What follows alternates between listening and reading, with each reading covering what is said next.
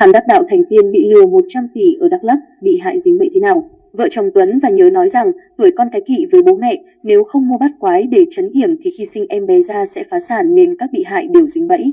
Liên quan đến vụ đôi vợ chồng vợ chồng Nguyễn Anh Tuấn, 39 tuổi và Nguyễn Thị Nhớ, 37 tuổi, trú tại thành phố Thủ Dầu Một, tỉnh Bình Dương, lên Đắk Lắk lập nhà thờ tổ dụ bị hại tập tu đắc đạo thành tiên, chiếm đoạt gần 100 tỷ đồng. Công an tỉnh Đắk Lắk đang tích cực điều tra, xử lý. Một bị hại cho biết, vợ chồng Nguyễn Anh Tuấn và Nguyễn Thị Nhớ cho biết, để tu tập đắc đạo thì bắt buộc phải ở nơi rừng núi để tu tập. Nếu tu tập theo hướng dẫn, pháp tu của các đối tượng thì sẽ đắc đạo thành tiên và xuất hồn.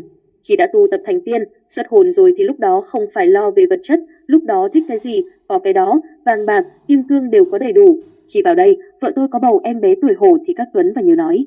Tuổi đó rất kỵ với gia đình tôi và sẽ phá cả gia đình nên họ nói phải dùng la bàn địa chấn hay còn gọi là bát quái đồ để trấn yểm nhằm giúp cho mọi thứ được yên. Người này nói, sau đó, Tuấn và Nhớ đã bán cho gia đình bị hại cái la bàn địa chấn với giá 5,3 tỷ đồng. Ngoài ra, do có bầu em bé tuổi hổ nên bắt buộc phải có đầu hổ cổ để trấn. Ngoài ra, họ nói rằng có một đầu hổ cổ ở núi Hy Mã Lạp Sơn. Có một vị lập thất tụ tập ở đó giữ đầu hổ cổ 712 tuổi và bán cho bị hại với giá 1,1 tỷ đồng. Một nữ bị hại khác cho hay, vợ chồng Tuấn và Nhớ nói trước cổng nhà tôi luôn có nhiều vong nhi thường xuyên đi theo tôi. Nếu có cơ hội, vong trẻ em sẵn sàng nhập vào người tôi. Từ đó, tôi sẽ có thai, vợ chồng không quan hệ cũng sẽ có thai.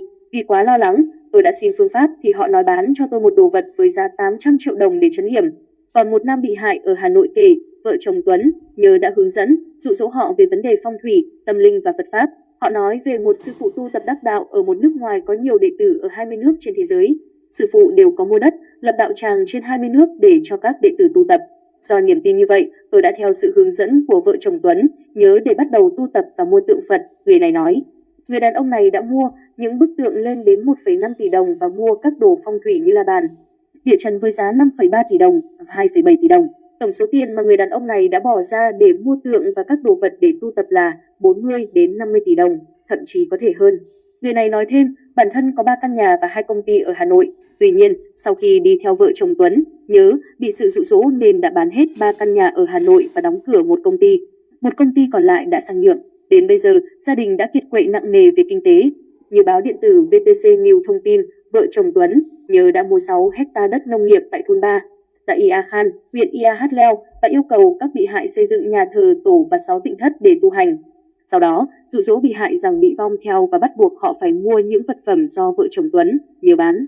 Số tiền vợ chồng này lừa đảo lên đến 100 tỷ đồng. Số tiền lừa đảo, vợ chồng này sử dụng vào tiêu xài cá nhân, gửi tiết kiệm và mua sắm nhiều tài sản có giá trị lớn như bất động sản, xe ô tô, mô tô.